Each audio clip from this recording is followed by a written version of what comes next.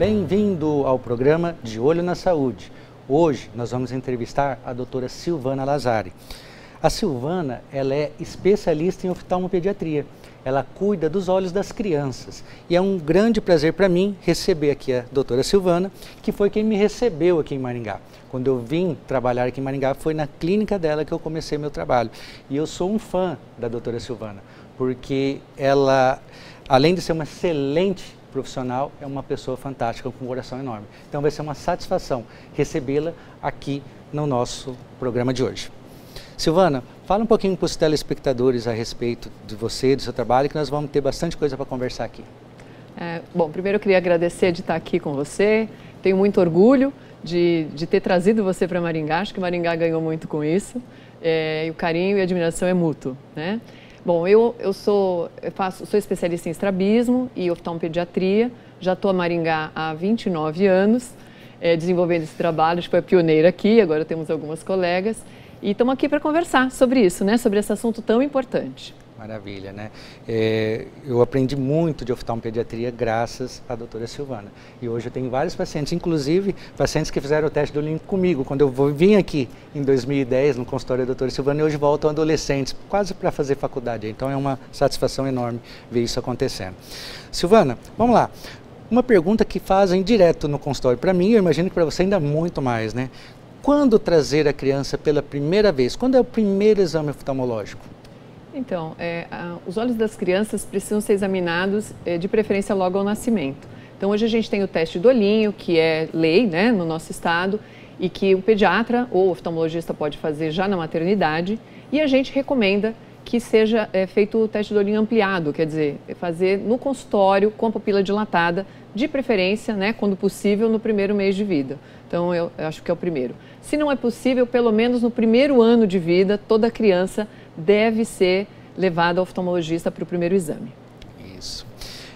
A gente às vezes se depara com situações que poderiam ser prevenidas, né? Quando a criança, ou melhor, quando a família levaria a criança antes da idade do desenvolvimento visual, né?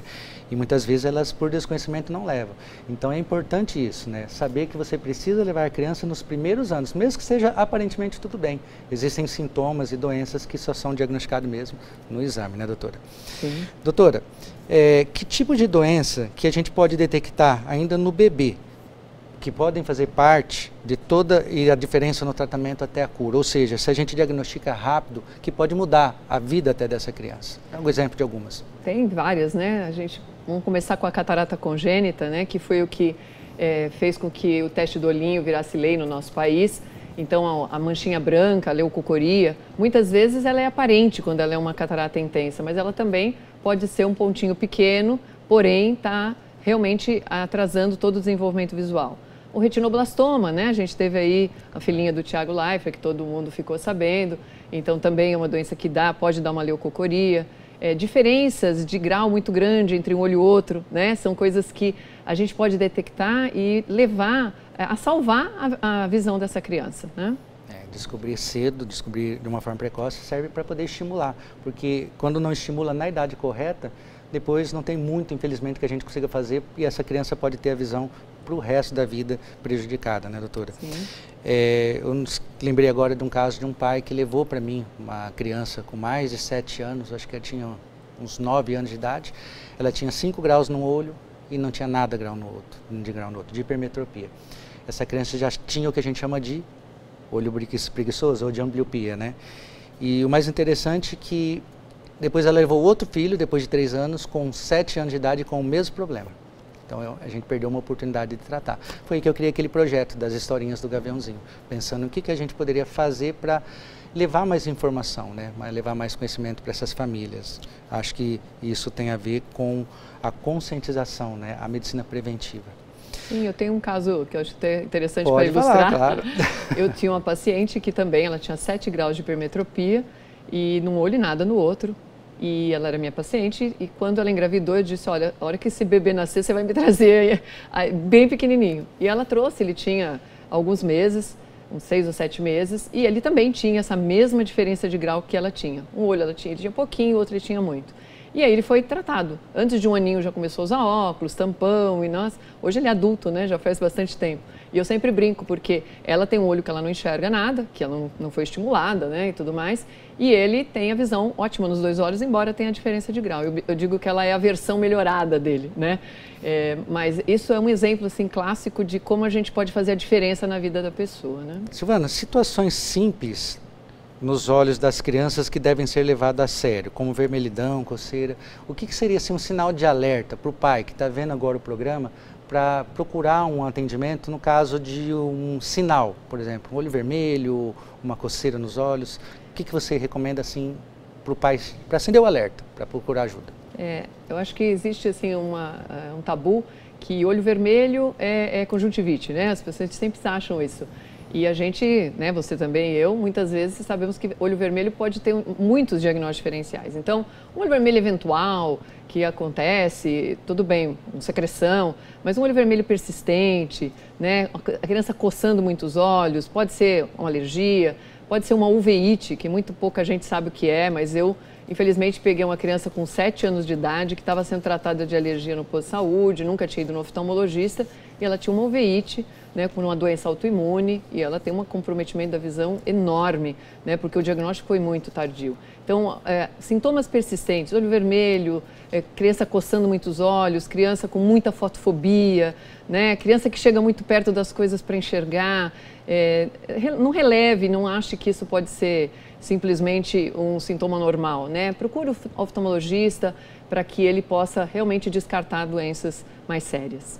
Bom, Silvana, nós estamos com um papo muito interessante aqui, mas precisamos dar uma pequena pausa, mas já continuamos e fique aí para continuar sabendo agora falando sobre algo que é bem importante. Uso de telas, crianças, miopia. Você sabe a respeito disso? Vem com a gente. A Ótica Comercial, ao longo dos seus 30 anos, mantém a missão em todas as suas lojas de levar o melhor atendimento e a melhor tecnologia, sempre oferecendo qualidade com preço justo. Ótica Comercial, em Maringá, Sarandi, Paysandu e Mandaguaçu. Estamos de volta para continuar o nosso bate-papo aqui hoje com a doutora Silvana, que é especialista em oftalmopediatria, ou seja, ela cuida dos olhinhos das crianças. E por falar em crianças, hoje em dia, com o uso de telas, não temos como fugir do assunto quando se fala de saúde ocular. A gente vê aí que pais cada vez mais cedo delegam aos filhos, entregam para os filhos eletroeletrônicos, até como uma forma de babá eletrônica. Silvana, o que as telas podem causar nos olhos das crianças? Bom, vamos falar dos olhos, né? Porque é o nosso assunto, mas tem muito mais coisa. Mas o uso abusivo, né, das telas, e cada vez mais precoce, que é o que a gente está vendo, tem sido responsável, junto com outros fatores, por uma verdadeira epidemia de miopia na infância, né? Então a gente está encontrando no mundo todo, isso não é uma coisa, um fenômeno brasileiro, mas o aumento da incidência de miopia na infância, o que não é simplesmente só, quando eu falo isso, o paciente fala assim, mas quando ele crescer ele opera, não é, doutora? A miopia tem cirurgia? Mas a miopia infantil ela é grave, né? Porque ela vai ser uma miopia muito alta no indivíduo adulto, e isso pode levar a várias doenças, como glaucoma, descolamento de retina, maculopatia, né? Isso levar, inclusive, à perda visual, né? A cegueira, que é uma coisa horrorosa. Né? Então, o uso das telas faz com que a criança fique muito em ambiente fechado, que é outro fator, né? Além de todos os problemas emocionais e de cognitivos, de fala, que a gente tem acompanhando todo esse quadro. É interessante você falar isso, né? Porque eu acredito que você também deve ouvir essa frase, ó, vou falar aqui para você. Doutora, fala para ela que ela não pode ficar na tela do celular, né? O que você acha disso, Silvana?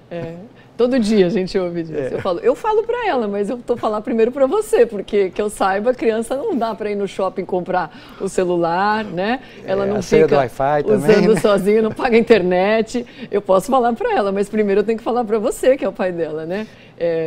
Quem é que deu o celular para uma criança de 3 anos? A gente vê, você deve ter também no consultório, toda hora. Em 4 anos de idade, fica 4 horas por dia no celular. A gente só... Aí a mãe me disse, mas doutora, não é o tempo todo. Ela faz umas paradinhas. Eu falei, mas isso... Uma criança de 4 anos, inclusive essa criança estava com distúrbio de fala, parada na frente da tela, né? Aí entra bastante coisa, né? A gente está falando da parte oftalmológica, dos olhos, mas já existem estudos, muitos estudos mostrando que o atraso no desenvolvimento neuromotor, psicológico, traumas, enfim, são tantas coisas aí, né? E eu posso falar também de cadeira. Eu tenho filhas, elas estão ali com 11 anos hoje, e não é fácil controlar o celular delas. Elas não têm o celular delas até hoje. De vez em quando a gente libera ali sob supervisão, isso é uma coisa interessante de fazer, mas é sempre um desafio. E existem estudos mostrando também, né, Silvana, o tempo que seria mais adequado da criança ficar de acordo com a faixa etária. E uma ressalva importante ali é que até os 2 anos de idade não se deve nem de forma passiva, nem deixar na frente da televisão, vamos dizer assim. Quando a gente fala telas também, aí envolve televisão, computador, tablet e tudo mais, né, Silvana? E na sua experiência, assim, como seria o ideal para que essas crianças introduzissem? Porque a gente tem um certo, eu como pai também, eu vivo um certo dilema. Por quê? Porque tem coisa boa na internet, tem coisa ali que pode ser proveitoso, às vezes um aprendizado, mas a gente fica nesse dilema. O que seria um meio termo ou adequado ali, Silvana, na tua opinião? Segundo a Sociedade Brasileira de Pediatria, né, como você disse, até 2 anos, nada. A gente abre uma exceção para uns avós que moram longe, né, a tela às vezes para conversar com o avô, uma televisão em último caso, falou para mim, em último caso, quando você não tem jeito, então você liga a televisão que você sabe o que está acontecendo. Dos 2 aos 5 anos, a gente fala até 1 hora, mas é até 1 hora. E eu digo para os pais, se você começar a dar todo dia 1 hora, você cria um vício. E o vício depois você não controla, né? E depois dos 6 anos, até os 9, 10 anos, até 2 horas por dia, na adolescência até 3 horas por dia. No entanto, isso está reunindo tudo. Eu falo para os pais tentarem, por exemplo, trocar o joguinho do celular pelo videogame junto com o pai. Já que vai usar um pouco de tela mais tarde, que seja uma coisa prazerosa junto com o pai, né?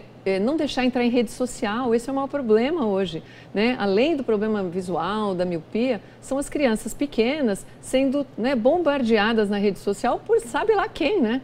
Eu falo para a mãe, você deixa a sua criança sozinha na rua? Claro que não, doutora, mas você deixa na rua do mundo. Você deixa numa rede social onde entra de tudo, né? Onde hoje os algoritmos, a inteligência artificial começa a perceber o que a criança gosta e com isso querer vender coisas e etc. Então, eu acho que a gente tem que acolher a família, né? A gente também não pode marginalizar e pôr a culpa na família. Eu acho que a gente tem que tentar diminuir, né? Fazer a coisa supervisionada. Avisa, quando nasce o bebê, chega lá no teste do olhinho, já serve e falou, olha, avisa os 2 avós, não é para dar celular até os 10, 11 anos de idade. E rede social acima dos 13, né? Essa é a recomendação. Existe até, acho que uma regra, se eu não me engano, que você, nos Estados Unidos, parece que é só a partir dos 14 anos que você pode ter rede social, alguma coisa Nas assim. regras da rede social está lá, né? É que o pessoal vai lá e muda. E muda a idade, a data de nascimento, o próprio pai faz isso para a criança. Quer dizer, não dá, né? Silvana, gostaria de te agradecer, primeiramente, pelo privilégio de ter vindo aqui nesse programa e também colocar à disposição para que você se despeça do público e dê suas considerações aí. Um enorme prazer estar aqui com você, como eu disse.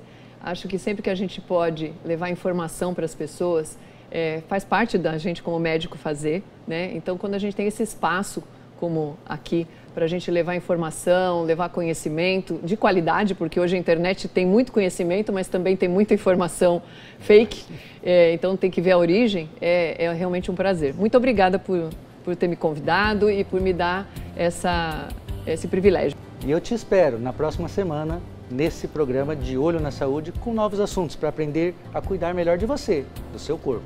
Um grande abraço e eu te vejo lá.